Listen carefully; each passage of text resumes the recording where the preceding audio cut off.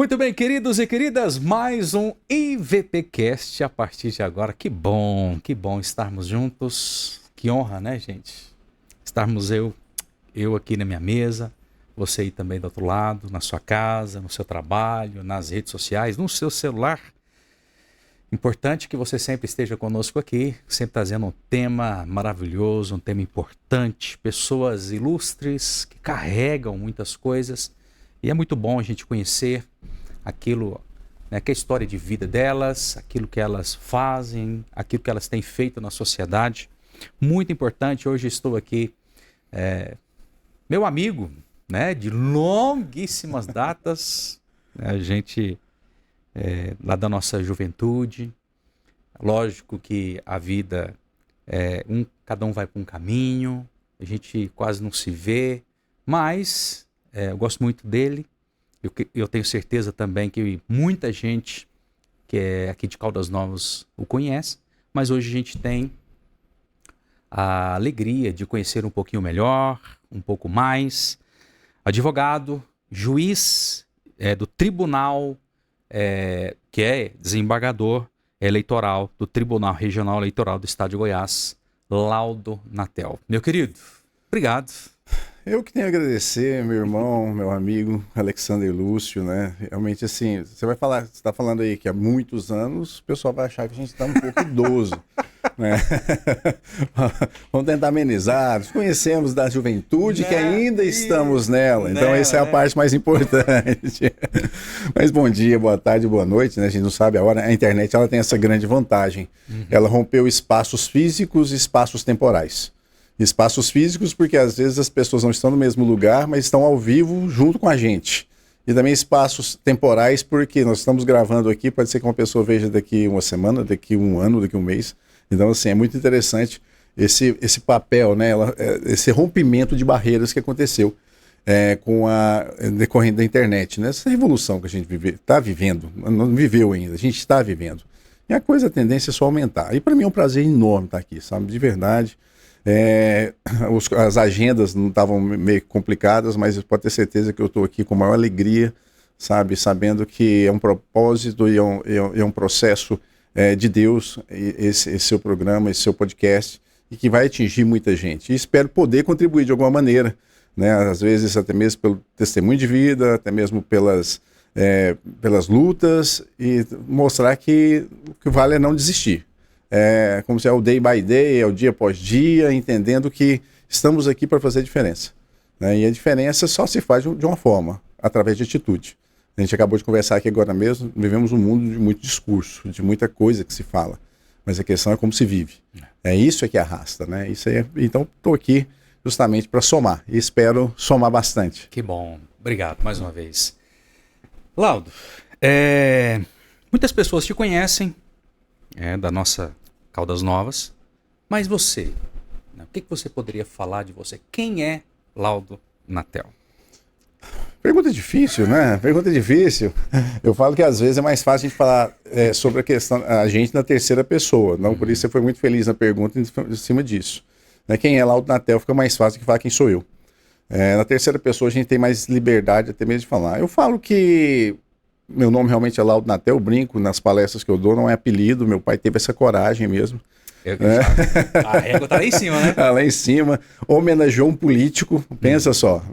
Hoje em dia você homenagear um político colocando o nome dele no seu filho. E realmente também sofri bullying na escola, Laudo, Cláudio, Lauro, né? E Natel, Natal, Natel, papel, não, sempre tinha essas brincadeirinhas, sempre surgiram. Até que eu entendi um dia, já na adolescência, que Laudo significa eu louvo. Uau. Né? E é o que você gosta? Exatamente. E isso aí fala assim, peraí, eu tenho um propósito. Deus tem um propósito. E esse propósito, eu lembro muito da história de juízes, né? Que Deus ele abençoa, ele unge de propósito, não homens. Então quando você está no propósito, você está dimensionando, e esse nome também vem nesse ponto. Eu sou filho de Caldas Novas, embora tenha ido a Morrinhos para nascer, né? Meus pais são separados desde que eu tinha 4 anos de idade. Meu pai faleceu em 2020. Minha mãe ainda mora aqui em Caldas Novas, ali próximo à antiga Casa dos Parafusos. Então, mora assim, lá ainda? Não era lá ainda, né? Que legal. Por enquanto. Fui menino criado com vó, né? Tinha mais referência da minha avó do que da própria mãe e pai. Mas e assim, diante dessas histórias eu brinco, sabe? Fomos pobres? Sim. Mas não pobre de passar necessidade. Sim. Mas pobre de passar vontade. Uhum. E é onde que você fala o seguinte, peraí, aonde eu quero chegar? Será que essa é a vida que eu quero conduzir isso? E assim, eu não falo para a questão de você ser rico, mas ser próspero. E a diferença grande é essa. A riqueza, às vezes, ela te traz fama. A prosperidade, ela te traz o sucesso, que é o reconhecimento pelo que você faz. E procuramos sempre, né? Eu procuro sempre fazer tudo com excelência dentro do meu limite humano. Né?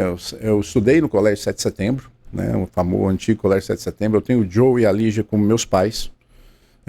Até hoje eles voltaram para Caldas. Eu tenho um amor muito grande por aquele casal. Eu lembro que eu tinha uns 5, 6 anos de idade. Meus pais eram casados, estavam em processo de divórcio. E eu estava no jardim da infância. Eu tinha tirado a maior nota do colégio, daquele semestre. E eu ia sair do colégio, porque não tinha condições de pagar. E o Joe falou, olha, se você tirar a maior nota do colégio, você tem bolsa. E isso uma criança de 5 para 6 anos.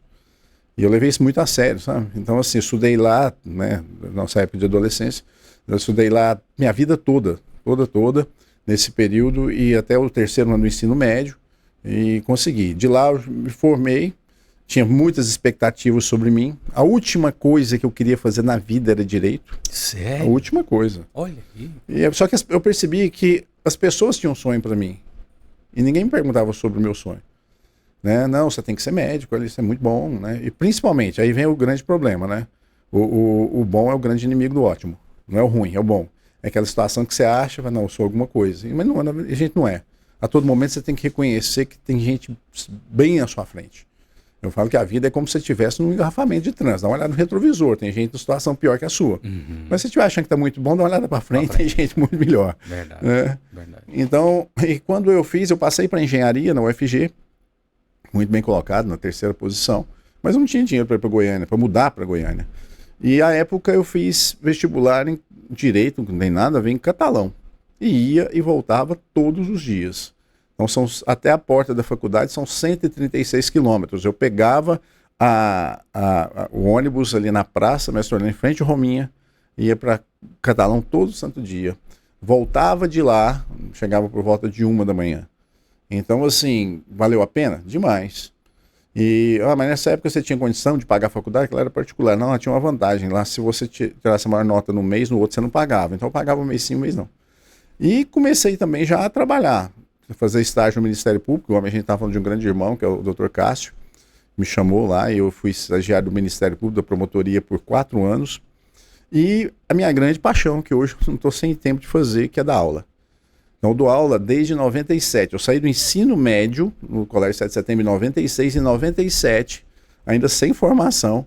Eu dava aula de Química e Física no Nivo das Neves, eu fui um dos professores que inaugurou o Nivo das Neves, e também de reforço, só para a galera especial lá do Colégio 7 de Setembro, que eles davam aula à tarde. Então, eu me mantinha dando aula e à noite eu ia para a faculdade. Isso praticamente durante os 5 anos de faculdade, né? E eu falo que foi o grande pulo. Eu falo em que sentido? Porque à medida que você dá aula, você cria o chamado network.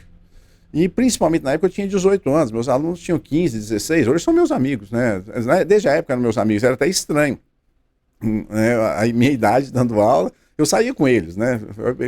Eu ia com eles também, então assim, tinha essa conexão entre nós.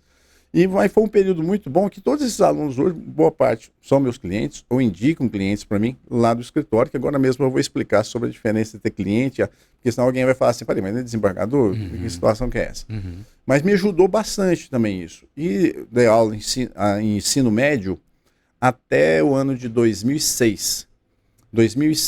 Isso eu dava aula em 2006. Eu me formei em 2001 em Catalão. Em 2002 eu já tinha adiantado a minha pós-graduação, ainda em 2001, antes de formar, que você podia fazer isso, e comecei a dar aula na mesma faculdade que eu estudava, no ano seguinte. E lá eu fiquei até 2008, 2008, 2007. Eu fiquei lá 6 anos. Então foram 11 anos de estrada. Então eu dava aula eu fazia estágio à tarde, dava aula de Física e Química de manhã, dei aula também no Objetivo de Morrinhos, né? 2 dias por semana eu ia para Morrinhos ainda, né? E à noite, dava 2, 3 dias por semana. Comecei no sábado, na verdade, dava aula em catalão de direito. Então, a cabeça... Eu falo que o grande desafio para mim foi, meu raciocínio sempre foi de exatas. 2 mais 2 sempre são 4 nas exatas. No direito, nas humanas, nem sempre. Depende do ponto de vista, é muito relativizado. Isso para mim eu falo que foi o grande sofrimento intelectual meu, foi ter que entender que nem tudo tem a mesma resposta. Nem tudo tem a mesma solução. Isso aí foi eu falo que é a parte mais sofrida. Que é os debates, né? Os debates e tudo mais, e principalmente, porque igual eu falo, na exata não tem conversa. É ou não é. Nas humanas, como no caso do direito, pode ser, depende. Qual que é o ponto de vista? Qual que é a situação que está sendo analisada? Aí que o bom advogado entra. Exatamente. Para ganhar a Para causa. advogado é por aí, exatamente. E isso ajuda muito, sabe, Alex? Agora nós temos que entender também que nessa formação, durante esse período também, eu fiz pós-graduações, eu tenho 5 pós, eu estou terminando o meu mestrado, sofrendo meu mestrado agora pelo IDP, Instituto de Direito Público em Brasília, e assim, que é a parte difícil, escrever dissertação e tudo mais. Eu estou escrevendo exatamente sobre o direito eleitoral, uma parte do direito eleitoral que eu percebi que era muito fértil para se tratar, e sempre procurando melhorar, lendo. É igual eu falo para todos os meninos hoje, né? A gente estava comentando aqui agora mesmo, qualquer corte acima de 15 segundos, ninguém tem paciência para ver mais. Então, assim, não tem outra solução a não ser estudar. E estudar não tem mágica, é você sentar, colocar o livro na sua frente e concentrar. E tentar evitar qualquer dispersão, porque isso atrapalha a sua concentração e atrapalha muito. Então, assim, o conselho que eu dou, eu gosto muito de estar no meio dos jovens, né? É exatamente em cima disso. Falar assim, ó, gente, não tem fórmula mágica. Realmente, assim, é sangue, suor e lágrima. Não tem outro jeito, não tem outra saída. Na faculdade, depois de catalão, eu vim para cá, dei aula na Unicaldas, dei aula na pós-graduação lá em Goiânia, da Rede Júris, dei aula na UEG, em 2006 até 2010 também, para os cursos de ciências imobiliárias. E por último, estou ainda na Integra, que eu brinquei com o Ítalo me dá pelo menos, eu respirar pelo menos para escrever a minha dissertação, porque tá bem pesado. Porque como eu estou no Tribunal Regional Eleitoral, lá em Goiânia, nós temos a vantagem também, outra vantagem da internet é essa. Então lá são 2 sessões por semana. Uma eu faço por vídeo, a outra eu faço presencialmente, né? Então assim, essa presencialmente é realmente pegar essa estrada aqui para Goiânia e romper. Tem que chegar lá e fazer. E é interessante que tem sido uma grande experiência, principalmente sendo o primeiro do interior a ser nomeado pelo presidente da República para ser desembargador no Tribunal Regional Eleitoral. Pois é, eu queria te fazer essa pergunta. É porque, assim, quando Fala demais, né, Alex? Não, tá ótimo. Continue assim. Eu quero é te ouvir, né? Porque, assim, quando eu pensei em você, me veio essa pergunta, que eu não fui atrás, inclusive, para saber, que eu quero saber justamente de você, né? Como que isso surgiu? Foi, assim, algo que você já esperava, que você sonhava? Não, eu quero crescer, eu quero fazer, é um curso? Como que surgiu isso? O professor Laí Ribeiro, eles atribuem essa frase a ele, mas ela não é dele, ela é bem mais antiga, quando fala que a sorte é quando é preparação enquanto oportunidade. Você se preparou para isso? Sempre. Eu procuro me preparar sempre. Uma hora a oportunidade vai surgir, eu tenho que estar pronto. Sim. Porque no dia da oportunidade surgiu, eu não está pronto. É verdade. Mas vamos entender aqui primeiro, assim, dentro ainda do meu ramo profissional, né? Professor, sempre gostei, sou apaixonado, e advogo desde 2002. Passei na UAB em maio de 2002 e advogo de lá para cá, sempre advoguei. Então, minha fonte de renda, que era magistério, da aula, eu fui revertendo. Mas não, preciso um dia viver da advocacia. Tanto é que as aulas que eu dou desde 2011, que foi na Unicaldas, que eu passei para Unicaldas, eu nunca recebi nem um centavo, eu sempre dou bolsas. Eu nunca peguei nenhum dinheiro. Que legal, mano. É porque Deus me abençoou, eu quero abençoar outras pessoas. Sim, né? Então, assim, procurei sempre ajudar. Aí vem a grande coisa, tá? Em 2004, na Faculdade de Direito, você não vê direito eleitoral. Não via. Hoje é uma matéria opcional. Mas tem. E em 2004, olha só que é a questão do network. Eu dava aula para, eu vou até falar o nome da Denise Mara Araújo, que era esposa do ex-prefeito de Corumbaíba. E em 2004, pra quem não lembra, foi eleição municipal. E o advogado dela desentenderam, ele saiu. E ela falou, Laudo, você não quer advogar para mim nessas eleições? Nunca tinha visto eleitoral na vida. Não tinha nem Não, noção de tinha nada. rumo, só o rumo. Acho que é Sim. nesse rumo aqui. Sim, sim. É a mesma coisa que você aprender a nadar tendo jogado na piscina. Mais ou menos desse jeito. E aprendi, sabe? Assim, aprendi, procurei. Foi uma eleição, tanto que ela... Porque a parte jurídica de uma eleição hoje ela é muito interessante, porque hoje ela define uma eleição. Exemplo disso também, o governador do Rio de Janeiro ontem desistiu porque viu que ia perder no TSE. Mas assim, então o jurídico sempre foi muito importante. Jurídico, contabilidade e marketing. É a parte estrutural de uma campanha. Se não tiver isso bom... E assim, eu não sabia, mas eu podia aprender. Sim. Em tudo eu faço isso. E você foi pra... Sempre. Toda porta você vai Abriu embora. a porta, vamos lá. É porque eu lembro que você, Laudo, você era um cara que gostava demais de estudar. É. Né? Desde da minha época lá, da nossa época de juventude e tal, entendeu? Isso é interessante. Eu costumo sempre falar, gente, vamos ser honestos. Estudar é chato. É chato. Quem está me ouvindo aí vai considerar. Você sentar na frente de um livro, o Instagram tá bombando. Deixa eu ver como é que tá meu e-mail. Deixa eu ver o WhatsApp. E são várias coisas querendo te tirar a concentração. Várias. Estudar é chato. Mas estudar... tem um amigo meu que ele fala que estudo é loteria de pobre. Você quer mudar de vida? Estuda. É um jeito. É o único jeito. Aí em 2004, fiz a primeira eleitoral meu. Gostei. Foi bem? Esse negócio é bom, fui bem. Falei, foi bem. Comecei a aprofundar. Teve um problema aqui na eleição de 2004, exatamente também, que eu lembro de um debate que eu tive, que tem uma juíza que eu sou fã dela até hoje, ela está em Goiânia.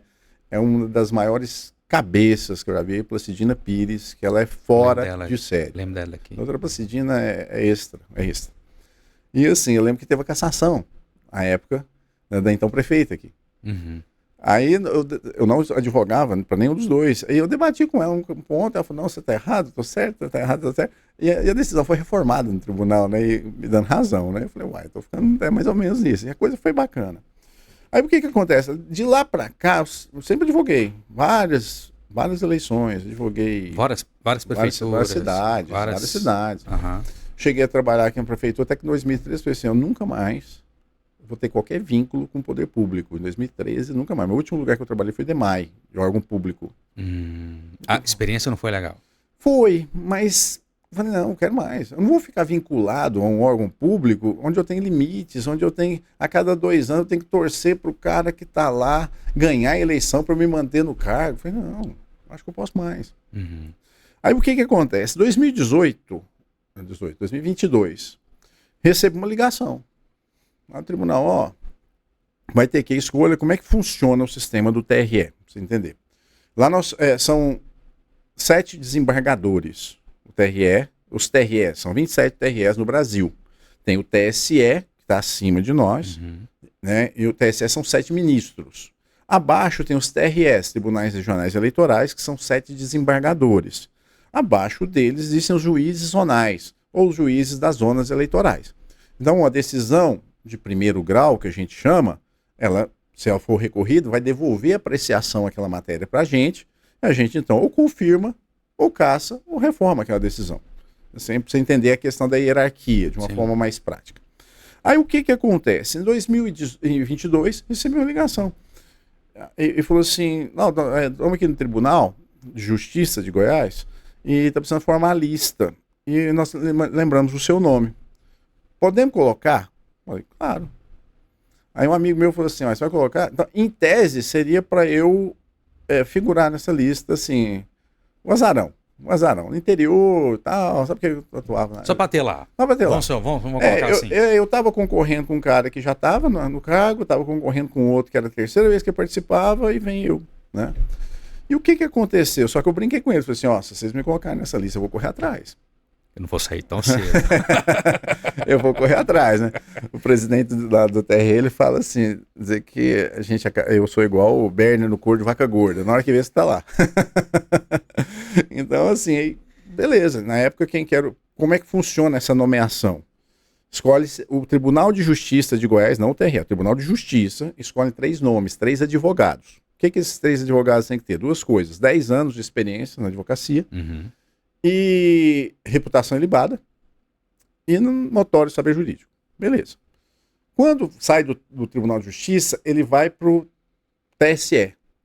Lá no TSE, vê se você preenche todos esses requisitos, então ratifica o que foi feito no Tribunal de Justiça. De lá, vai para o Ministério da Justiça. O Ministério da Justiça faz uma devassa na sua vida, né? E você quer saber de tudo. Se um dia você deu um cheque sem fundo, ele sabe, faz uma... Por quê? Justamente a questão da reputação ilibada. Não pode colocar qualquer pessoa para julgar. Sim. Olha só, o papel de julgar, Alex, ele é muito difícil. É muito difícil julgar. O papel do advogado, né, eu falo que depois eu explico essa questão, o advogado, de certa forma, ele é mais simples porque é pedir. O papel do advogado é pedir. Do juiz é decidir. E às vezes você sente a questão da injustiça, mas a lei fala de uma outra maneira. Isso acontece demais. E nesse período, o que acontece? Eu fui então nomeado como juiz, desembargador substituto, a primeira vez foi substituto, pelo então presidente Jair Bolsonaro. Beleza. Fiquei lá os 2 anos, participei pouco, porque o titular não larga o osso de jeito nenhum, deixa você julgar. Aí vem aí você vê o que é o plano de Deus, né? Aí lá se pode ser reconduzido mais uma vez, como substituto. E eu me candidatei. Já estava na cadeira, beleza. Só que interessante, colocaram uma outra pessoa, principalmente mulher, ia ser mais muito capacitada e tudo, mas tinha melhor relacionamento em Brasília, então eu perdi. Só que, igual eu falo, né, Deus une de propósito. Nesse período, antes de sair essa resposta, em que eu não fui reconduzido, saiu a vaga de titular. Olha. Saiu a vaga de titular. Aí o tribunal me chamou: você quer ir nessa vaga de titular? Eu falei: claro, claro. Estou pronto. Estou pronto. E o que acontece? Nessa vaga de titular, quem me nomeou foi o Lula.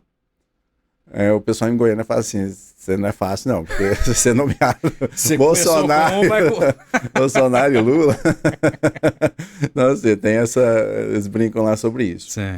E o que acontece referente à advocacia e ocupar o cargo do judiciário? Eu sou impedido de atuar nos processos eleitorais. Se for levar ao pé da letra, eu sou impedido de atuar no tribunal que eu sou vinculado. Em tese, eu poderia representar no tribunal de Santa Catarina, de Minas Gerais. Em tese, pode. Pode. Já a questão da advocacia, então, assim, eu mantenho o escritório aqui em Caldas. Meu escritório tem 22 anos. Eu tenho uma equipe que já está comigo. A gente fala, tem gente que está comigo lá há 13 anos, já há 14 anos. Então, assim, a coisa que já anda, ela já tem essa solidez. Então, eu atuo na área, principalmente na área civil, a parte de direito público, e lá em Goiânia eu sou desembargador eleitoral. Então, eu fico impedido de atuar no eleitoral. Então, para que não tenha. Aí alguém pode perguntar assim: peraí, mas então o juiz pode advogar? Não, o juiz não pode. É um caso excepcional a justiça eleitoral. Por quê? Ela não tem vitaliciedade. Ela é mandato. A cada 2 anos, troca. Então, eu posso ser reconduzido mais uma vez, para continuar. Se eu for, é a última vez. Aí eu não posso mais. A não ser que tenha um intervalo. Você está num cargo, você está nesse cargo agora e você pode ir mais uma vez. Mais uma vez, isso, mais uma vez. Entendi. Quem que compõe o Tribunal Regional Eleitoral?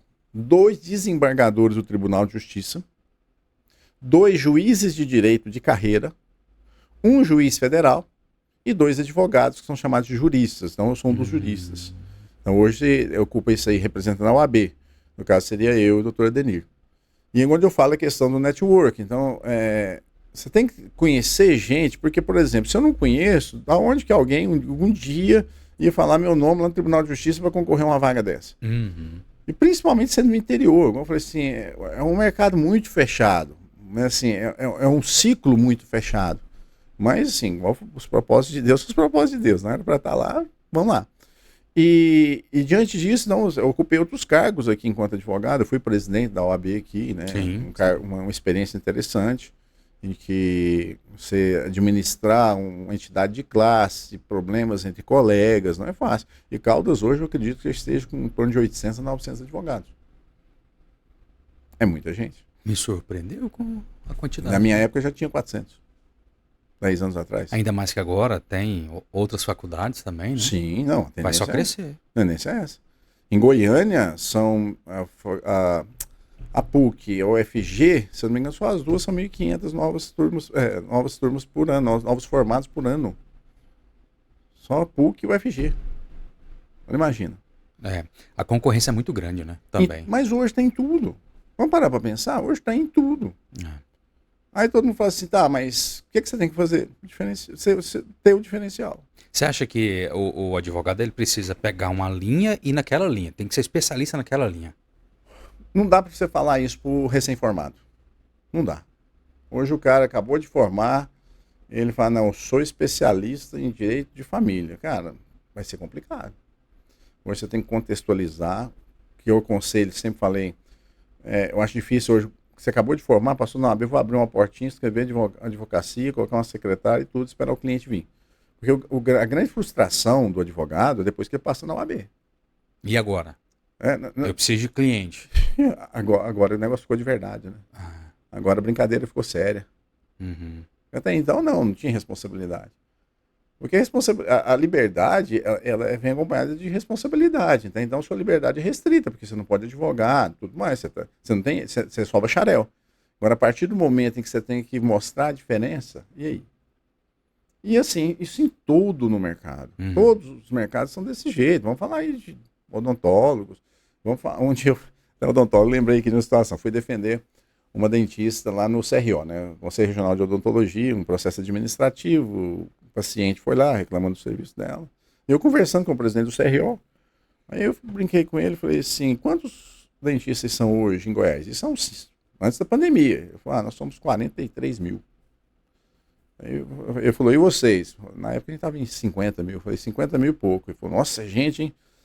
Na hora me veio aquele insight. Eu falei, mas pelo menos um gera serviço para o outro. Porque se você contrata um advogado para entrar com a ação, o outro tem que contratar outro advogado para defender.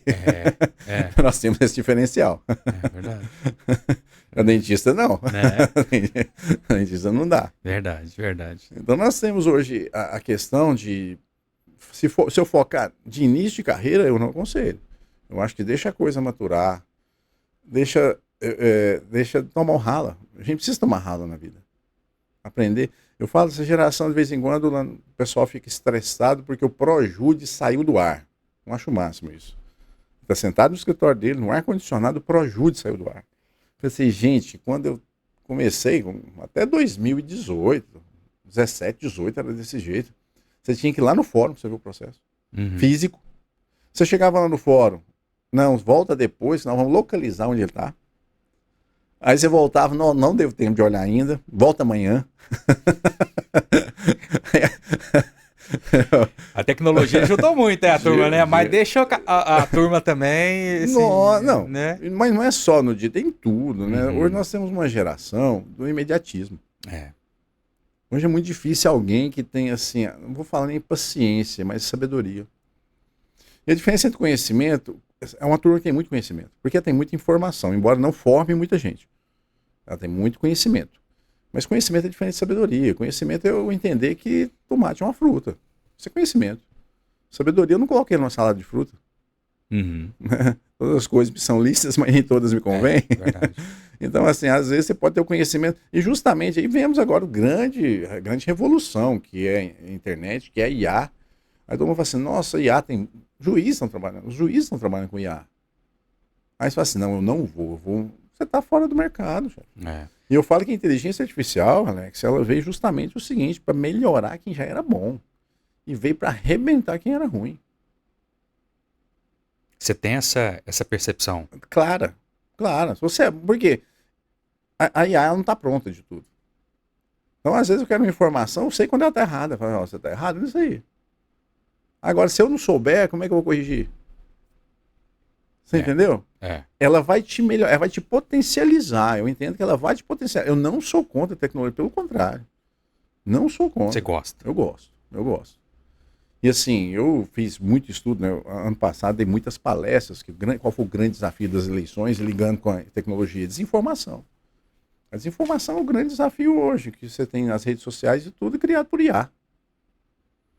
E a desinformação, é interessante, ela não é a mentira. Você vai estudar a fundo, a desinformação é mais que mentira, ela é uma fraude. Porque a mentira, ela não é punível pelo direito. O direito não pune a mentira. Se eu chego pra você e falo assim, nossa, André, camisa bonita, beleza. Na verdade, eu não tô achando sua camisa bonita, é feia, eu tô te mentindo. Uhum. O direito vai punir isso? Não vai. Vou ter uma ação contra... Não vou. Agora, quando eu causo dano, quando a mentira causa dano, aí sim.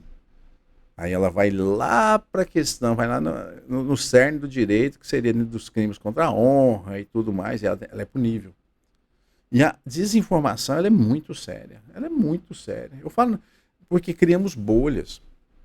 E essas bolhas, né, a Justiça Eleitoral tem tentado rebater muito isso, mas essas bolhas, infelizmente, somos nós que entramos nelas. Eu vejo que inclusive, é uma ferramenta do Tribunal Superior Eleitoral, que é combater as fake news. Inclusive, tem vários, quando você abre hoje as redes sociais, tá lá, né? Dá para ver. Sim. Né? Tem os canais de comunicação, Sim. né? Vários, né? Mas é algo que, assim, não sei se é enxugar gelo para vocês. Porque, assim, parece que tá lá na frente. Sempre tá lá na frente. Você falou uma coisa muito interessante. O direito não consegue acompanhar a evolução social. Não consegue. Quando ele pensa em punir alguma coisa, a coisa está muito na frente. Está muito na frente. O direito sempre é retardatário. Sempre é retardatário. Tanto que as eleições, existe o quê? As chamadas resoluções. E o tribunal, até o dia 5 de março, o TSE, ele tem que falar as regras das eleições. O dia 5 de março e alterou pouca coisa da última eleição para cá. Mas, se você parar para pensar, essas normativas, que na verdade são regulamentares, apenas para regulamentar, ela tem um princípio, eu falo principalmente inibidor. Falei, vamos primeiro fazer uma propaganda que tem um caráter pedagógico que não faça isso. Porque o uso, por exemplo, de deepfake, ela é punível, inclusive, com cassação de mandato. Mas não teve uma ação sequer. Nós julgamos, em um ano que eu estou lá, uma ação sequer nós julgamos sobre desinformação, sobre o uso de deepfake. Não teve. Não teve. Tanto que eu escrevi a dissertação minha no mestrado e escrevi sobre isso. É um assunto que eu sou apaixonado. Pois é, mas tem a lei, mas ela não foi estabelecida até em nada. meu orientador, que é o professor Guilherme Pupi, ele fala o seguinte, por que você não escreve que essa norma não pegou? Eu falei, cara, primeiro é questão do tempo, e outra, eu vou mexer com área que eu todo dia estou lidando, é questão de sabedoria. Agora eu vou pegar um tema que você não está tendo nada de material e tudo para você estudar e tudo, é bobagem, é bobagem. Então a desinformação, que em tese foi grande desde 2018, né? A palavra fake news foi a palavra do ano pela revista Oxford, e tudo, e a criação de bolhas e tudo mais, mas é porque isso é monetizado. As bolhas são monetizadas, geram engajamento, isso aí faz com que as pessoas tenham gente ganhando dinheiro. E não é punindo as chamadas big techs e nem o vozinho do WhatsApp, a tiazinha do WhatsApp que vai resolver, não, é o intermediário. É o cara que percebe como é que é a sua preferência, do que você gosta de ver em redes sociais e começa a te bombardear com aquilo. A questão das desinformações que você falou aí, você tem coisas que é na cara que é desinformação, tem outras que você tem que verificar. Tem outras que você tem que olhar para isso, será que isso aqui é verdade? Então, por mais que se fale até mesmo da imprensa, por mais que tenham vieses, a imprensa tradicional, você tem que comparar por elas. Não sei, os canais abertos. É porque assim, tem uma, na realidade, tem esses canais, como o senhor falou, tradicional, de uma certa forma, opa, peraí, isso aqui é mais sério. Sim. Né? Isso aqui eles não vão errar, porque é o deles, vamos colocar assim, é o deles que estão na reta. Né? O grande problema da internet é que ela deu voz também aos idiotas. Então chega um cara lá que tem pós-doutorado em Harvard e fala sobre um tema. Vem um adolescente de 14 anos e fala assim, não concordo, acho que você está errado. E aí? Você entendeu? E aí? Cara a cara eles não têm coragem. Não, porque não tem conteúdo. É o que eu estou te falando. Você tem que ter hoje chamado de conteúdo. Com conteúdo, a tecnologia, você vai potencializar seu conteúdo com a tecnologia. Mas se você não tiver, você vai ser mais uma massa de manobra.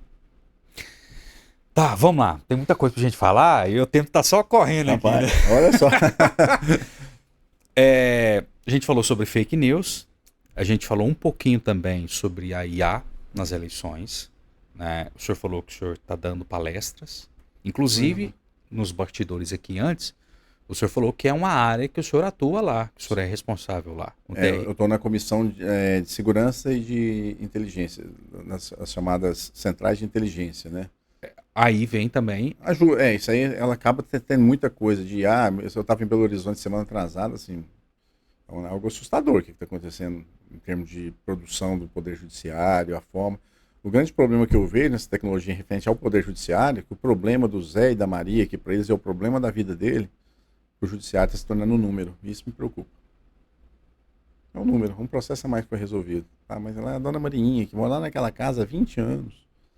Sabe, a teoria direita que ela usa campeão, por exemplo, né? A teoria direita que ela usa campeão, mas o processo não foi devidamente analisado. E isso me preocupa, essa mecanização, essa falta de humanização. E a tendência é ser menos humana possível. Por quê? Porque hoje, o que se entende como uma justiça eficiente? Uma justiça rápida. Mas ela passa por cima de muita coisa, né? Acaba passando. Porque não tem jeito, né? Acaba passando. Então, onde vem o diferencial?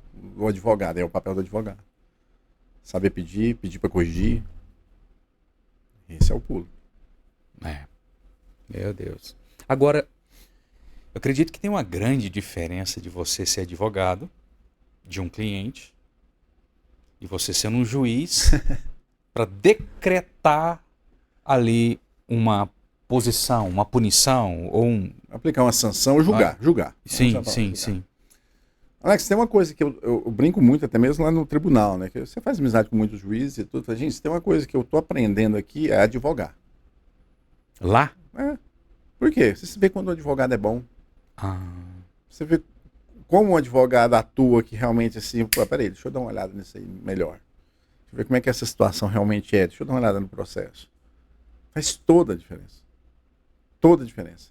Então, assim, você percebe, então julgando, eu falo que eu melhorei como advogado. Melhorei muito como advogado. Forma de escrever, ser mais objetivo. Ninguém tem tempo para nada hoje. Ninguém tem tempo. Como eu falei, o grande problema do judiciário hoje é ter entendido que justiça é eficiente. Olha o que eu estou fazendo, cortando a própria carne. Embora o Tribunal Regional Eleitoral, assim, ganhamos o selo ouro no CNJ, assim, de produtividade e tudo, julgando processos em sessões e tudo mais. Mas você para pensar, quando nós temos essa ideia de que a justiça ela eficiente é uma justiça rápida, nem sempre. A justiça eficiente é uma justiça que realmente ela distribui o que é um para cada um, da forma como a própria lei determina. E a sociedade é muito passiva, o brasileiro é muito passivo. Né? Isso vem assim vamos remontar na nossa própria história. Né? Vamos começar, nós acabamos usamos termos depreciativos para nós mesmos. Nós não. Quem veio para cá, os portugueses.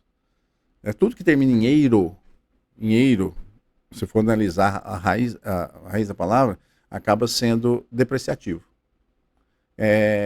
Quem anda de bicicleta é o quê, Alex? Bicicleteiro. E esse é o depreciativo, mas quem é chique? Ciclista. Ciclista. É Verdade. Verdade. Quem tem moto? Quem anda de moto é o quê? Motoqueiro. Ou então, motociclista. Olha a diferença. Mas vamos começar pelas nossas origens aqui, para você ver como é que a gente tem aquela natureza, ou aquela alma tupiniquim. Portugal, ele colonizou o Brasil, Angola, Moçambique. Quem nasce em Angola, angolano. Quem nasce em Moçambique, moçambicano. Em Brasil não ficou brasiliano, ficou brasileiro, porque quem veio para cá, eles entendiam que era a escória de Portugal. E nós temos isso na nossa cabeça até hoje. Virou uma cultura. Né? Virou cultura. Virou cultura. Você vê que tudo tem um porquê. Nada é do nada. Sim. Nada é do nada. É verdade. Eleições, como o senhor falou, não vai mudar muita coisa. Poucas coisas, na lei mesmo, na resolução, poucas coisas, alterou alguma coisa sobre pesquisa, que eu sempre fui muito preocupado com pesquisa, que a pesquisa é uma forma de desinformação, pesquisas fraudulentas, só que a pena é muito alta, além de cancelamento da pesquisa, se ela for divulgada, é de 53 mil a 156 mil reais, para quem divulgar. Pois é, mas o TRE tem como saber... Só posso divulgar uma pesquisa se ela for registrada. Não, sim, mas eu falo assim no sentido...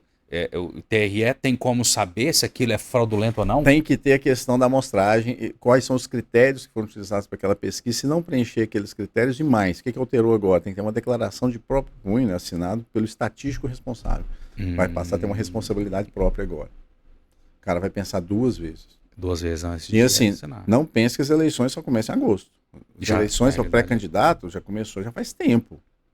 Já faz tempo, quase toda sexta chega lá algum ano liminar sobre pesquisa, para suspender pesquisa e tudo, não preencheram os requisitos legais. Uhum.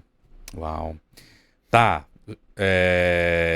Em Goiás, como é que vai ser as eleições? Eu acho que vai ser uma eleição bem disputada e ainda está muito indefinido.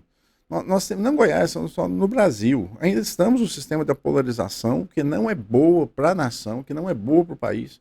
Só que dependemos muito de aspectos internacionais, como, por exemplo, a própria guerra no Irã que está acontecendo, a guerra da Ucrânia. Isso aí acaba afetando, porque afeta a economia. Então, assim, a nível de Brasil, ainda acaba tendo definido. Temos aí um caso, né, que está em voga, a questão do Banco Master, como está acontecendo, como está evoluindo. Você vê nomes que são envolvidos. Porque o grande problema é o seguinte, Alex. Você acha que esse trem vai arrebentar agora? Ou eles vão empurrar com a barriga até... É difícil prever. Porque se arrebentar agora, vai ser muito... É difícil prever isso, é muito difícil prever. Mas assim, que está causando esse estrago, tá? E o grande problema é o seguinte, suponhamos que seu nome apareceu numa lista lá do Banco Master. Uhum. Você não tem nada a ver com isso. Mas até ser provado, isso vai ser jogado na mídia, então você já teve uma condenação social. O nome do Alexandre Lúcio apareceu lá na relação do Banco Master. Já era. Já era. Mas que depois aí vem uma sentença e fala, ó, Alex não tem nada a ver com isso. Vai tentar provar de novo. Mas um tempo depois ainda, né, também? Eu sou flamenguista, né? Ih, não, sério mesmo? Deus, é. Mas um dia eu ouvi uma entrevista do Eurico Miranda, polêmico demais no Vasco, né? Sim. Eurico Miranda falou assim, acho que foi no Roda Viva, ele falou, olha, eu tive 5 processos administrativos, de improbidade administrativa. 5. Jogaram que eu sou ladrão e tal. Beleza. Os 5 foram julgados em procedência. Eu ganhei os 5. Cadê que a notícia veiculou? Não vende. O mal, alguma coisa na sua cabeça. O mal não vende. O bem não vende. O que vende é o mal. Não, eu vejo isso aqui. O marketing do mal é fenomenal. Eu vejo isso aqui nos meus cortes. Na hora que tem um corte, a pessoa chorando, desesperada, e tal, daquela desgraça. Sim. Desculpa assim a palavra. Notícia ruim. Notícia ruim. Rapaz, vai lá em cima, audiência. As curtidas, comentários e tal. Quando é algo que edifica, uma informação, não tem muita relevância para a grande maioria da população. Infelizmente isso, né, doutor? Sabe o que acontece? Isso é um resultado da nossa própria sociedade, que a gente está alimentando e fomentando isso. Nós mesmos. Eu falo assim, começa da gente mesmo. Você fomenta. Você dá uma olhada como é que funciona nesses estudos que eu fiz sobre... que eu estou fazendo, sobre desinformação e tudo. Você vai aprendendo também um pouco sobre tecnologia. Aí você começa a ver que essa câmera frontal, por exemplo, do seu celular, ela não é para você fazer selfie. Ela é para verificar a sua expressão diante de determinado conteúdo. Você percebeu que às vezes você para em determinado conteúdo, você começa a receber várias coisas sobre aquilo? É essa a câmera. Uau. Como é que a coisa funciona. Rapaz, que é isso? A gente está sendo vigiado em tempo todo, né? Todo o tempo todo. Então, assim, aí você está correndo. As notícias ruins, elas chamam mais atenção, as notícias bombásticas, que alguma coisa está arrebentando e tudo, você acaba parando um pouco mais, aí você começa a receber. Aí começa a formar as bolhas. Aí dentro daquela bolha, você não sai dela, porque para você entender que o que é verdade, é só aquilo que eu estou recebendo ali. Eu aconselho todo mundo, uma coisa que a gente vai aprendendo, tanto estudar e procurar aprender, né? Procurar aprender. Sempre dá um passo atrás. Começa a enxergar a coisa mais de longe. Peraí, deixa eu ver essa situação aqui, deixa eu ver essa outra. Pensar, analisar, refletir. Esse é o problema. Ninguém tem pensado mais. Nós não estamos permitindo mais, nos permitindo pensar. Não estamos nos permitindo. Pensam por nós. O menos por nós fala a própria rede social. Ela pensa por nós. Uhum. Ela escolhe as suas preferências. Uhum. Tudo. Mas espera aí, eu nunca comentei com ninguém sobre determinado conteúdo, só estou recebendo coisa disso. Não é porque um dia você parou em determinado conteúdo, ficou olhando aqui a câmera captando a sua expressão facial. Vou colocar um negócio mais quente aqui no nosso bate-papo aqui. Sobre mais local, a política local. Eu não posso adentrar muito a questão do mérito, né? A questão do mérito, né? Essa questão ficaria até antiética e até mesmo tem processos que eu julgo lá. Tem processos eleitorais. Sim. Né? Eu vejo assim que tem ações aqui e tudo, aí cabe ao juiz da Fazenda Pública, né? O julgamento é em primeiro grau. Então eu fico meio, eu não posso falar em decorrência disso. Entendi. Né? Mas eu penso assim, bom, algo geral, se eu puder. A política, Alex, nós temos que entender o seguinte, independente, seja em Caldas, seja em qualquer lugar, nível nacional, nível estadual, a política é boa. Porque sem ela a gente não vive. Você não vive sem política. É que a gente se recusa a pensar isso, mas a gente não vive sem política. O grande problema é que nós vemos os candidatos sempre falam, vamos fazer uma reforma política. E nunca aconteceu reforma política. Alguém fala assim, claro que já aconteceu. Aí, está usando a internet, está disciplinando sobre deepfake e tudo mais. Nunca aconteceu.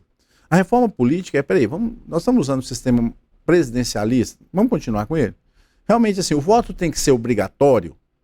Isso é uma discussão de reforma política. Isso aí que nós estamos falando aí é reforma eleitoral. Então, o que é a diferença? Regra do jogo.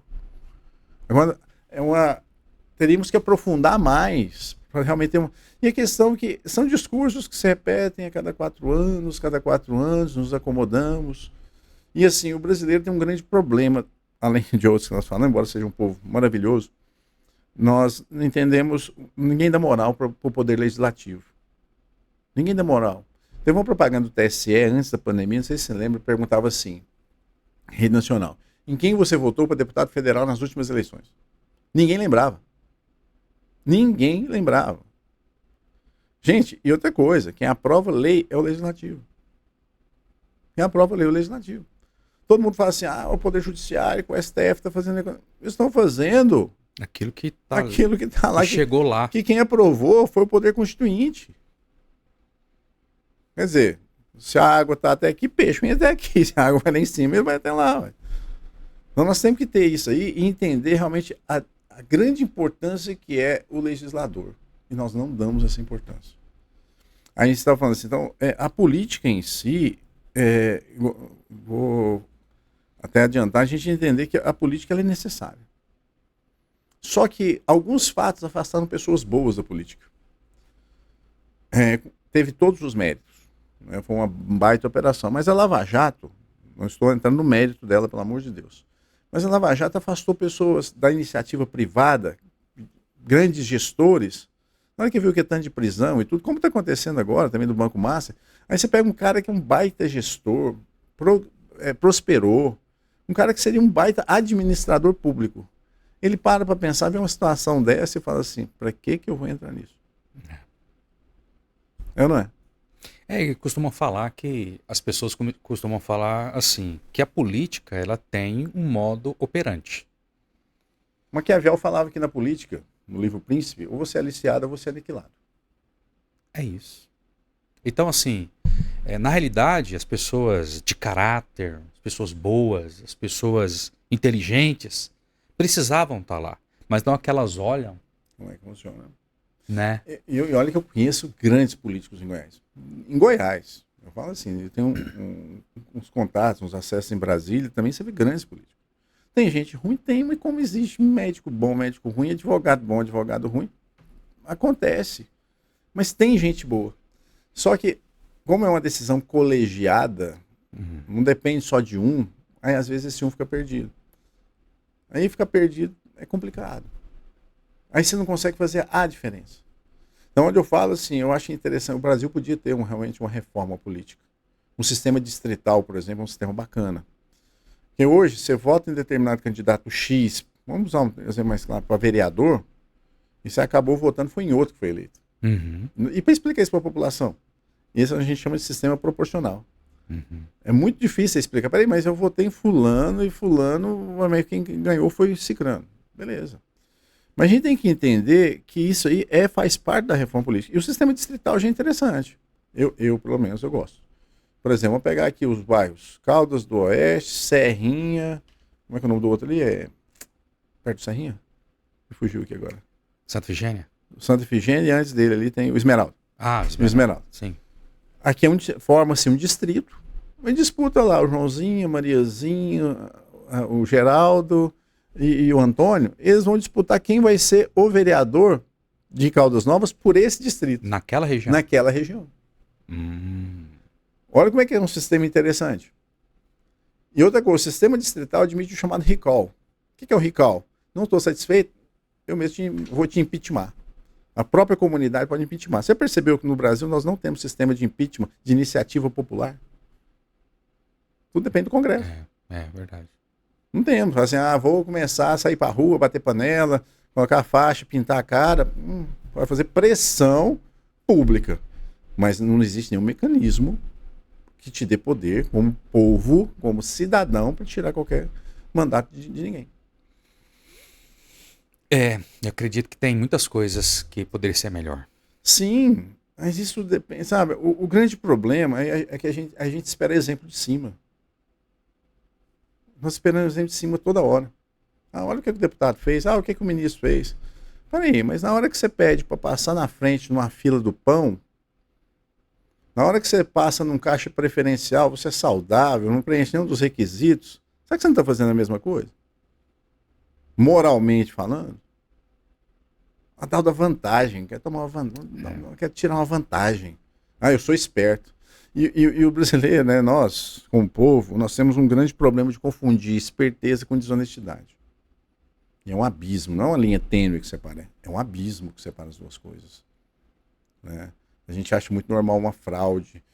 Não, tem muito funcionário comissionado na prefeitura, tem que tirar mesmo. Isso porque você não está lá. Se tivesse, você estaria revoltado. Você revoltar, é um absurdo. A prefeitura precisa que eu trabalhe. Já percebeu? A coisa, ninguém olha, não, olha a partir do momento da crítica. Eu recebo aqui alguns vereadores, né? Eu recebo aqui alguns vereadores, venho alguns secretários, bater um papo comigo. Quem gosta de conversar, né?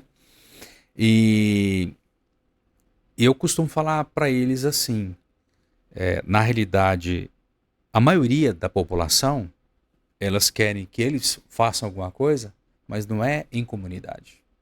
É para si. Exatamente. Se for para si, acho que não é por aí. Pode até fazer, né? Mas esse não é o objetivo. Agora, se não fizer para o fulano, ele fala mal. Exatamente. Ele acha ruim. Mas tem que fazer lá pro bairro lá, que tá sem lá o médico, não vai lá. Tem 15 dias que não vai lá. E a paixão, ela vem a partir do momento que tem interesse. Você tem interesse, mas você fica um apaixonado, um partidário. Se você não tem interesse, e igual você falou assim, nós vivemos sempre aquele dilema de querer não algo para nossa sociedade, nós queremos algo de forma individual. Eu quero uma benesse para mim. Aí, essa mesma pessoa que é benesse para ela é aquela que fala que é um absurdo o que o STF faz, o que os deputados fazem, os senadores fazem. Qual a diferença que tem?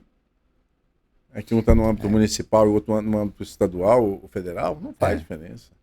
Eu tenho recebido algumas pessoas aqui e eu tenho perguntado para elas. Perguntado o seguinte: você gostaria de fazer mais por Caldas Novas? Para quê? Para levar elas a pensarem. Porque assim, eu vejo que a gente precisa realmente de homens melhores, pessoas melhores, pessoas pensantes, pessoas que no CNPJ já é de sucesso. Então tem um porquê, tem um caminho, né? E eu tenho falado com muitas pessoas, falar assim, olha, pense. Se você não pode colocar seu nome à disposição, criar um grupo, né? Por quê? Eu estou incentivando essas pessoas. A palavra de Deus diz, você é um apreciador da palavra, aonde tem um justo governando, o povo se alegra. E o povo padece por falta de conhecimento. Exatamente. Então, assim, você também acredita que precisa dar uma renovada boa? Eu acredito o seguinte, volto a falar, o grande problema nosso é que a gente espera exemplo de cima. Alguém que ocupe um cargo. Mas o grande problema, o grande desafio é o seguinte: o que que eu estou fazendo? Será que eu me habilito a fazer isso? Será que realmente eu tenho interesse coletivo, social, de ver uma sociedade melhor, de ver uma cidade melhor, mais humana, mais justa, mais democrática? Será que eu estou me importando com isso? Porque se eu não tivesse esse requisito comigo e pensando desse jeito, qualquer discurso de outro vai me levar. Vai me levar. Só que o grande problema existe, a questão da barganha dos cargos. Isso é coisa, não é só daqui, é do Brasil todo. E não é de hoje. É do Brasil todo. É uma cultura, infelizmente. Igual eu falei assim, a questão da... Hoje vivemos muita fraude. E a fraude não é afronta à lei, é um desvio, né? Acho que foi o ministro Aires Brito que ele falou assim que a fraude, o ato contra a legem é o ato que afronta a lei. A fraude não, é aquela que tira o espírito da lei. Ela obedece à letra, mas o espírito ela abandona. E nós precisamos de entender isso, porque, igual eu falei, eu ainda sou muito... Eu acredito muito no ser humano, acredito muito na sociedade. Eu acredito que nós estamos numa fase de revolução, que nós vamos enxergar isso daqui 20 anos. Pô, naquela época nós estamos numa revolução, a gente estava numa revolução. Revolução tecnológica, nós estamos passando por uma outra era, né? E por uma outra forma como as pessoas veem e as coisas, como as pessoas veem as pessoas, e entender, peraí, e o que que eu posso contribuir? Aí o grande problema é esse, é pensar o que você pode contribuir, mas e eu? Vamos começar de mim. O que que eu posso fazer? Eu ainda acredito no ser humano. E se não acreditar, vamos fechar as portas, apagar a luz e vamos embora. Nós vamos lá para sua fazenda. Porque se eu não acreditar no ser humano, Alex, eu posso desistir. Posso desistir. Não tem sentido. Essa geração, eu tenho um filho de 14 anos, então assim, você fica observando, monitorando, ver como é que a coisa funciona. Porque as gerações antes elas mudavam a cada 30 anos. Hoje elas mudam a cada 6. Nossa, meu filho está com 14, já está 2 gerações atrasadas. Esses meninos de hoje já nascem. E os pais entregam, porque na verdade, não, você não show, né? Uma paciência aqui, mexe no celular. E falta conteúdo. E assim, é um negócio muito... É complexo. E te faz pensar. E nós não estamos acostumados a pensar. O senhor precisa voltar para a faculdade. Eu gosto muito de faculdade. Nossa. Eu falo porque, assim, o senhor acabou de falar é informação. Sim. Né? E até em faculdade o negócio tá estranho. Demais. Entendeu? Demais. Por isso que eu tô falando, hein? E assim, eu fico com dó dos professores hoje, né? O professor hoje ele sempre foi um herói. Hoje ele é um mega herói. O cara tá lá dando aula, ele tá competindo com o WhatsApp, com o Instagram, tentando chamar a atenção do aluno. Ele tem que ter conteúdo, tem que se virar um cara, assim, fora da curva. O professor é fora da curva. Tanto que é uma profissão que hoje tá faltando gente no mercado. Ninguém quer. Principalmente ensino médio. Ensino médio, ninguém quer. É difícil. Se não tivesse essa lei proibindo celular nas escolas, o negócio estava complicado. Na faculdade é liberado. Liberado. Né? É igual eu sempre falo. Galera, eu tô aqui para dar aula. Quem quiser assistir, fica à vontade. Quem não quiser, vai mexer no celular lá de fora. Só não atrapalha quem tá. É interessante, a galera fica. Igual eu falo, eu procuro abranger muitos assuntos e tudo, então isso ajuda bastante. Sim. Na realidade, ali na escola, ali na faculdade, tem que levar as pessoas a pensarem. Né? Sim. Essa que é a questão. Pensar, né, da sua trajetória de vida, né? E pensar é interessante, não é ter resposta. Não é ter resposta. É você pensar a pergunta. A gente acha que pensar, não, tem que dar resposta. Não tem que dar resposta. Você tem que pelo menos te incomodar. Eu falo o seguinte, uma palestra é boa, uma aula é boa, esse podcast nosso aqui é bom, se eu conseguir tirar alguém da zona de conforto. Aí foi bom. Valeu a pena eu estar aqui. Aí valeu a pena. Se não, é mais um. Mais o mesmo.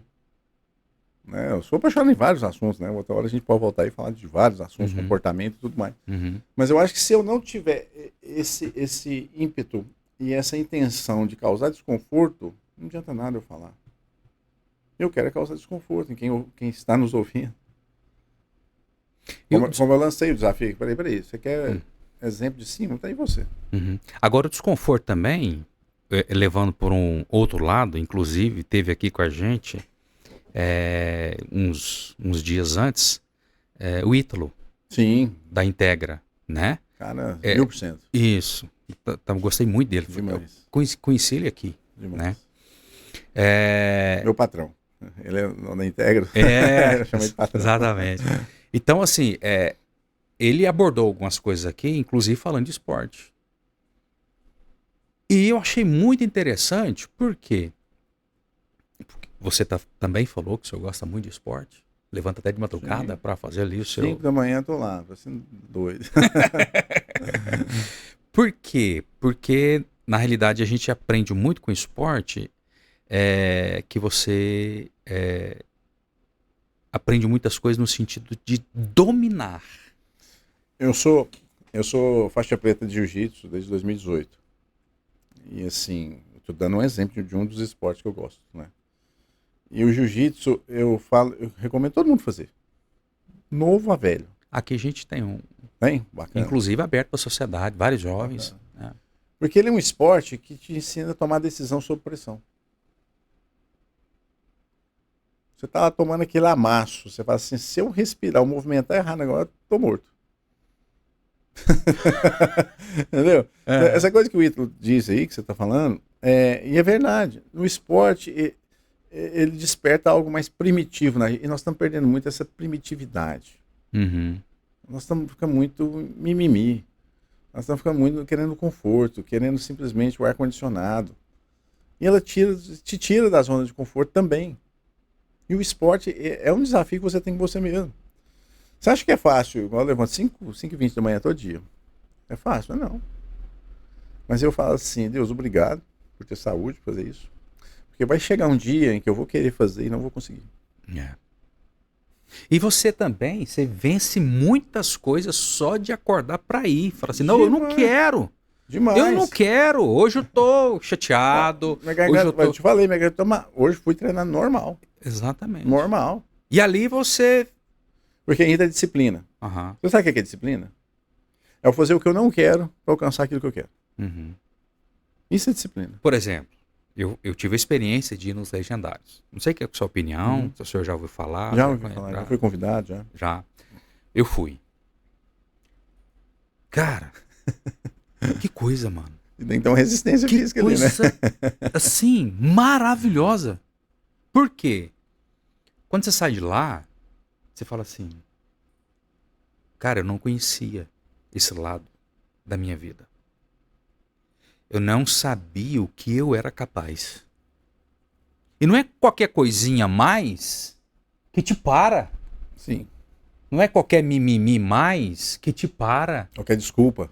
Desculpa que te para. Falei, cara, eu sou capaz de fazer isso. Tive essa experiência na minha vida. Uau! Bacana. Isso é bom. Isso que vale a pena. É isso. O esporte, não estamos Sim. falando isso, é isso. Falei assim, nossa, eu não sabia que no certas, para mim, eu ia até aqui. Esse era meu limite. A gente, às vezes, não conhece o nosso limite. Te tirar da zona de conforto, né? Todo dia eu treino o CrossFit. Eu gosto muito do CrossFit. Até mesmo por ser mais individual e testa seu limite ali. Alguns falam que é preparação para ser a Liga da Justiça. Que é meio punk, né? E assim, sou competitivo, mas não competitivo com outras pessoas, competitivo comigo. Eu quero me melhorar. Alex, para pensar, se todo dia você melhorar 1%. Vou longe, não, meio. 0,5% a cada, vamos colocar aí, 200 dias, nós estamos falando aí de 6 meses, você é outra pessoa, você dobrou sua capacidade. O grande problema que eu vejo, assim, que é dessa geração e tudo, é a questão do imediatismo. Eu quero resultado rápido. Eu quero para amanhã. E tudo é constância, constância, constância. Todo dia. Eu brinco que a vida é igual andar de bicicleta. Você parar de pedalar, você tomba. E o Clóvis, né? O Clóvis não. Fugiu o nome dele aqui agora. Ele fala um negócio muito interessante que equilíbrio não é estar parado. Equilíbrio não é você estar parado. Cortella. Não é você estar parado. Para você ter equilíbrio, você tem que ter movimento. É isso. E a gente quer longevidade? Quer, mas quer longevidade com saúde. O que adianta também você ficar velho e entrevado na cama? Dando trabalho pros outros. Meu irmão, se puder, a gente fica conversando o resto da tarde. Não, maravilhoso demais. Espero que... Maravilhoso demais. Espero que Maravilhoso. corresponde às expectativas. Quer só mais uma pergunta? Sim. Pra gente, Claro. né? Pela sua experiência, já tem um tempo que você está lá no TRE. Desde 2022, né? 4 anos. Pela sua experiência, o que você vê que a política e aquilo que, né, tudo aquilo que envolve a política vai chegar lá para vocês, os problemas, para vocês se posicionarem, né? O que você vê, os maiores problemas que vocês irão ter Enfrentar hoje? enfrentar nessa política desse ano? Desinformação, seja de forma genérica, seja através de pesquisa. E um grande problema que, inclusive, estou escrevendo sobre isso, né? Que é a fraude à cota de gênero. Que é candidaturas femininas fictícias, as candidaturas laranja. Isso é um problema que vocês não têm ideia da seriedade que é. Eu brinco que a Maria da Penha virou para o direito penal, a fraude à cota de gênero virou para o eleitoral. Nós julgamos toda semana algum processo de todos os rincões do estado de Goiás referente à fraude à cota de gênero. Burla a legislação. E tem mulher que é conivente, tem mulher que nem sabe que está ali sendo candidata. E a ideia é o quê?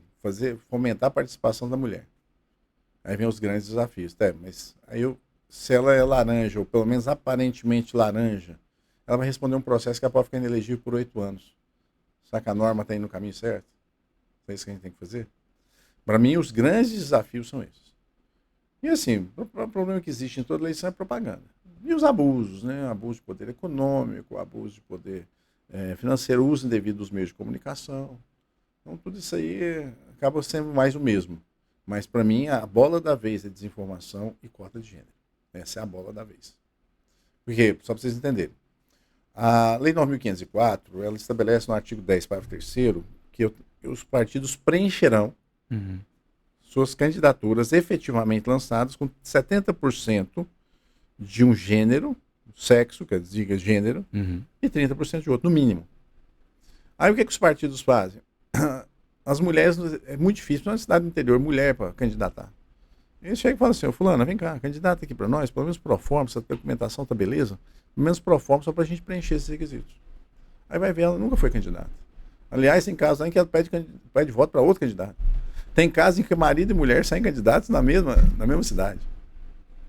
E tem casos inclusive vocês veem isso pela quantidade de votos também, né? É um dos requisitos. Quantidade de voto, prestação zerada e atos efetivos de campanha. Realmente, teve ato de campanha, foi atrás, buscou, quis aparecer? Por quê? Por que é dinheiro público de campanha? Dinheiro público de campanha é para propaganda. Por que é propaganda? Eu quero vender meu produto. Quem quer ser o produto? Eu. Meu produto lá é eu. Eu sou o candidato, eu sou a melhor opção. Não, e tem gente que candidata por causa do dinheiro também, né? Eu já vi isso aí já. E outra coisa, para mulher, 30%, o FEFEC, que é o Fundo Especial de Financiamento de Campanha, 30% tem que ser destinado à candidatura feminina e candidatura negra. É uma forma de inclusão. É efetivo? Não acho que seja. Uma forma que eu seja efetivo? Reserva cadeiras. A Câmara Municipal de Caldas, são 17 cadeiras? Então, beleza. Quanto que dá 30%, 17, 50? 6 cadeiras de mulher. Só mulher disputa elas. Aí funciona. É uma das opções. Ao invés de ser percentual de candidatura para você concorrer, percentual para efetivamente ocupar a cadeira. Seria legal se vocês fizessem essas leis, né? Mas não é, né? Mas aqui tem opiniões diferentes. Tem opiniões diferentes. Tem um sistema de lista fechada. Eu falei das reformas políticas. Sistema de lista fechada. O partido lança. Fala assim, olha, partido PX, lá, o partido X. Se vocês votarem em nós, vai ser eleito, em primeiro lugar, o Zé, em segundo lugar, a Ana, em terceiro lugar, o João, em quarto lugar, a Maria, em quinto lugar. Essa é a sequência se vocês votarem no nosso partido. É uma forma que funciona também. Garante a alternatividade e garante a participação feminina. E outra coisa, mulher, é outro assunto para outro podcast, né? Se deixar aqui eu vou ficar falando. Mas mulher, assim, é o ser humano que mais já sofreu preconceito, que mais sofre preconceito em todos os tempos. Inclusive dentro do próprio grupo. A mulher negra, entre os negros, ela tem um preconceito por ser mulher. Uhum. E como é que eu vou ter uma política efetiva para mulheres com decisões tomadas por homens? Mulher é serotonina, mulher é cuidado. Homem é testosterona. Né? Testosterona, questão do imediatismo. Pode observar que tem algumas, não colocando, mas tem profissões que mulher dá mais certo que o homem. É verdade. Enfermagem. Uhum. Não estou falando especificamente não, tá, gente? Quero deixar bem claro isso. Uhum. Mas porque é serotonina, cuidado. Uhum. Já faz parte dela. Uhum. Mas isso a gente tem que discutir. Não, eu já tinha várias outras perguntas aqui, mas deixa para a próxima tenho que ir. oportunidade. Deixa para a próxima oportunidade. Eu sei que você está nas correrias. Quero te agradecer mais uma vez. Em casa. Que bom estar com você também. É bom te ver. Acho que só essas oportunidades assim já é maravilhosa demais. Eu só falo que Deus abençoe todos vocês nesse Amém. projeto. Eu sei que é um projeto que Deus tocou no seu coração, ele não nasceu à toa. Sim. E é para impactar vidas. Né? Sim. Esse é o E eu propósito. falo que além de impactar, aquilo que eu disse, né? Gera incômodo, gera desconforto. Uhum. Tomara que essa nossa conversa tenha gerado desconforto, que outras conversas que você tem com outros entrevistados gerem desconforto. Desconforto, porque só assim a gente sai do comodismo, sai do marasmo de realmente aceitar as coisas como elas são. E outra coisa, lembrando que a gente espera exemplo de cima, mas vamos procurar fazer a nossa parte em coisas pequenas. Faz toda a diferença. Que Deus abençoe. Brigadão, viu? Verdade. Valeu, Tiagão. Né? Obrigado, Deus te abençoe, Amém. sua casa, sua família, Amém. seus filhos, sua Amém. esposa, né? Tudo aquilo que envolve a sua vida, em nome de Jesus. Amém. Que vem te dar muita sabedoria que você Amém. precisa, né? Amém. Isso aí, gente, mais um IVPcast feito com muito carinho pra você, meu amigo, minha amiga, sempre está aqui conosco. Curte, compartilhe, né? Esteja sempre com a gente nas redes sociais também, os nossos cortes. Tchau, tchau, tudo de bom!